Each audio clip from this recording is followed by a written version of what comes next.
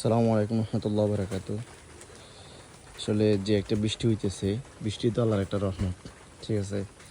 কিন্তু পথ ঘাট সবগুলো ডুবে যাচ্ছে।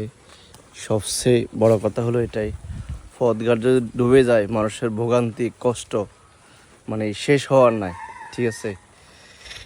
আর যেখানে যায় এখানে শুধু রাস্তাগুলো ডুবে যেতেছে, দেখেন এদিকেও পুরো ডুবে গেছে, চলাফেরা করতে অনেক কষ্ট, ঠিক আছে। আমাদের এই রাস্তাটা যদি ফাঁকা করে দিত আগে, তাহলে মানুষের এত কষ্ট হতো না, ঠিক আছে। ওই যে দেখেন ফাঁকা রাস্তা কিন্তু এখনও মোটামুটি উঁচু আছে। কিছু কিছু লোকের কারণে হয়তো আমাদের রাস্তাটা ফাঁকা হয় নাই, আমাদের এই নোয়াপাড়া রাস্তাটা, ঠিক আছে।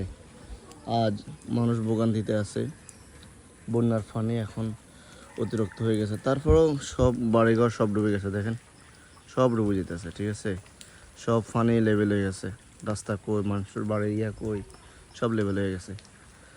আল্লাহর কাছে দোয়া করি সবাই যাতে নিরাপত্তা পায় এবং কি ভালো কিছু উদ্যোগ পায়। তো সবাই ভালো থাকবেন, আল্লাহ হাফেজ।